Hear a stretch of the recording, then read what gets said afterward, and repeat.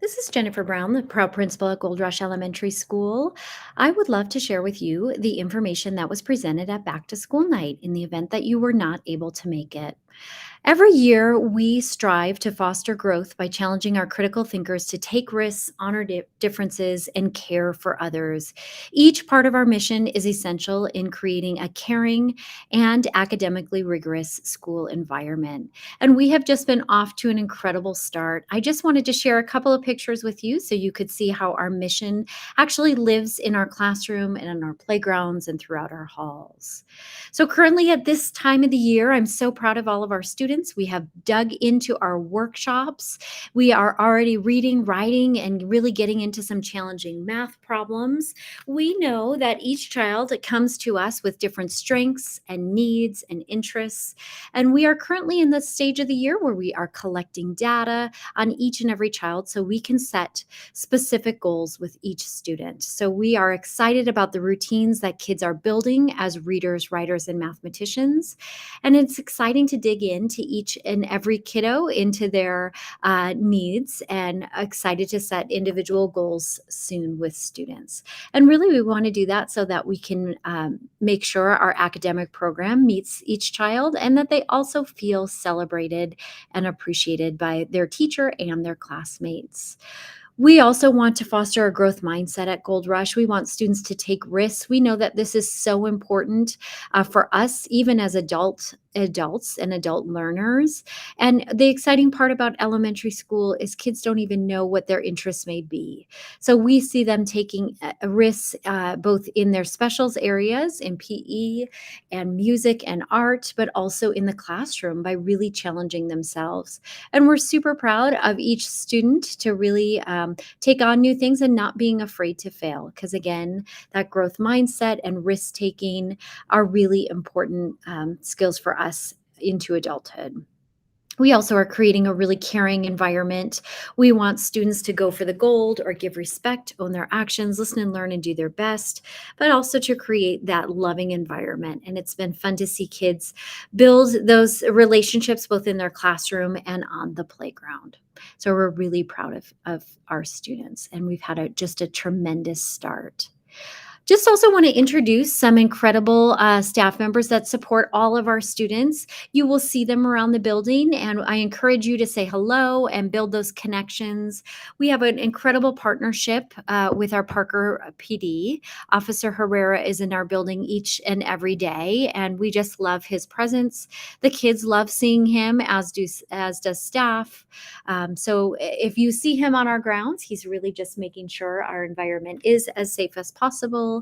And that doesn't necessarily indicate that there is an issue, but he is just a member of our school community. So we're so honored to have him. We also have an incredible office staff that is here to always answer questions. Please reach out to them. We have our registrar and our health assistants. And if you have any questions at all, we are here to partner with you. And we also have an amazing counselor. Her name is Mrs. Fitch, if you haven't met her already. And again, she is here to support all students. She pushes into our classrooms. And we did provide links of some information that she shared at Back to School Night. She has tips for parents to support children as they deal with a variety of issues that are very typical in elementary school, such as problem solving and some spatial awareness. So please take a peek at those links. She also has some resources for parents about taking responsibility or owning their actions. And she's just a resource that you're able to reach out to at any point in the school year. And she does push into classrooms, as I mentioned, and is able to see all of our kids, and is just a tremendous resource to us all. Wanted to share our focus areas as a staff this year. Last year, if you are returning to Gold Rush, we did implement the benchmark reading program. This year, we are going to be doing the writing program. There are some similarities to the curriculum we've used before. We are using a workshop structure where students are able to spend most of their writing, the vast majority of it, actually doing the writing, which is really important. We are going to continue with our individual goal setting and our one-on-one coaching. We are dedicating, as I mentioned before, most of the time so that students are able to write each day. And we know that we need to honor their individual interests, so that will all be the same. and we'll continue to use rubrics. There is more alignment to our reading curriculum. Some of the texts they use in reading, they also use as a mentor text in writing. And again, just has students writing in different genres. So we're really excited. We saw some great growth in the area of reading as a result of implementing benchmark reading series. So we're excited to see that in writing as well. In our primary grades, we are also returning to Foundations. It is a word study program. It's a structured language program that really has students playing with different letters and sounds and really taking apart words. And it's really multisensory. So kids are drawing letters in the air, they're writing them on gel pads, or using magnetic letters. And your teachers will talk about that today. And we really think that strong multisensory approach will really help with some of these spelling patterns and phonics and phonemic awareness. So we are excited to be returning to that this year in the primary grades. In the intermediate grades, we are looking at parts of words and looking really at morphology, looking at prefixes and suffixes, and really still using that multisensory practice. So kids are manipulating different words and building words and really playing with that. And we are doing that in the upper grades because we really know that an understanding of how words are put together and noticing some of the different parts of words really helps build that strong comprehension. Wanted to share a little of our celebrations. This is looking at our scores from the spring of last year. I love to see the growth that we have. This compares our English language arts scores compared to the district, and this is the average student at Gold Rush. So the average student clearly outperformed the average student across the district in both third and fifth grade, and we are right on par in fourth grade. So some big celebrations there. In the area of math, this is also consistent. The average student in third and fifth grade significantly outperformed, and we are slightly above that district average student in the area of math. This is also consistent in the area of science. And again, just really proud of our students and our staff and our families for their daily commitments to our strong academic program. Some other celebrations that we have, we were one of 28 schools in the spring to receive the John Irwin School of Excellence Award, and also one of 17 to receive that Distinguished Improvement Award. And those awards really look at both student achievement, or the number of students meeting or exceeding the state standard, but also growth. And growth really talks about students that are making growth, whether they're already exceeding. We still want kids to grow beyond that. We also have been outperforming all other schools in Parker, both the charter and neighborhood schools, in third and fifth grade math. And we also outperformed 18 of 19 in the area of ELA in third and fifth grade and in science. And in ELA, we were 1 point away from another charter school. So looking forward to that. But again, really proud of our students. Also wanted to share some information. In the November election, you will see that the school district is putting on the ballot a bond and mill. Wanted to talk a little bit about that and share some facts with you. So this first slide really talks about how schools and districts are funded. You can see that the buckets are the amount that we get for the school district, and that is a fixed amount. The bucket, or the amount that we get, does not change even when your local property taxes go up. So when that happens, we just get a decrease in the state share.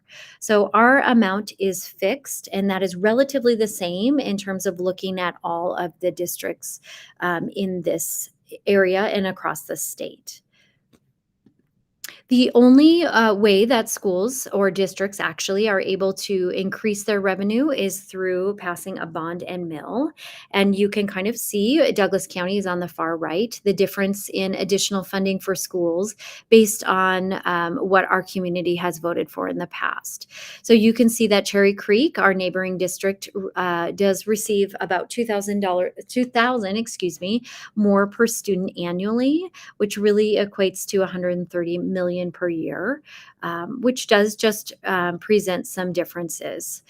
This chart, I love this chart. It takes a look at a bond and mill over time. So Douglas County is that red line.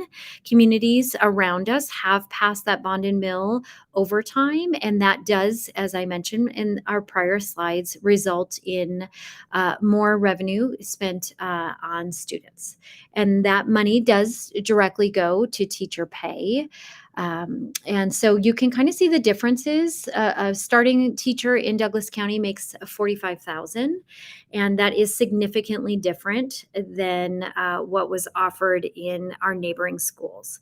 And we know that our teachers are needed and are honored and have a significant impact in terms of the results that we can present in what we've seen in our last data slides. So wanted to make you aware of those differences and just draw attention that is in terms of why that is going on in the November election. You can also see in this next slide the growth. So we are looking at the bond part and making sure that we have enough schools across the district to support our increase in housing and enrollment.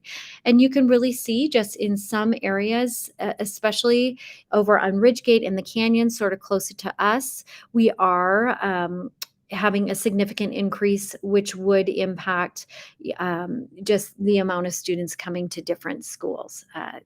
So again, the need for new schools is evident based on the growth and where schools are currently placed. Just in summary, the 66 million mill levy override, you will see that in the November election. It is going to be dedicated to paying teachers and staff.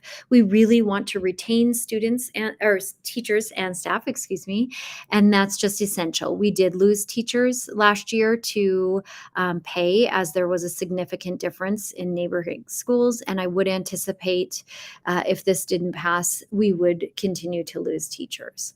And again, we want that consistency for our kids. Some of you have younger kids coming in.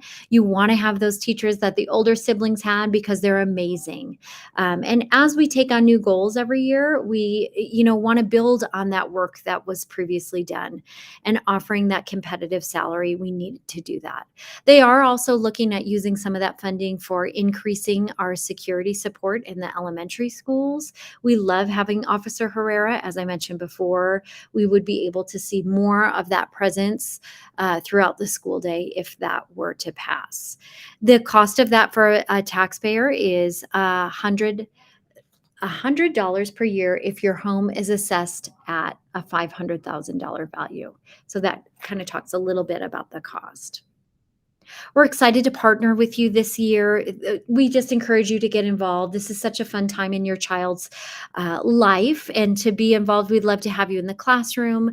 Our PTO is another great way to get involved, as is our school advisory committee.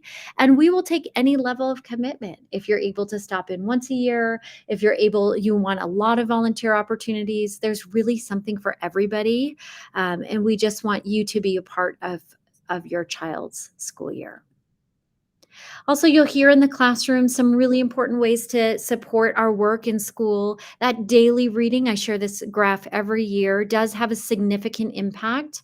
Even that 20 minutes a day, even that 5 minutes a day has a significant impact both on vocabulary development and your students' overall achievement. Your teachers will also talk about math facts.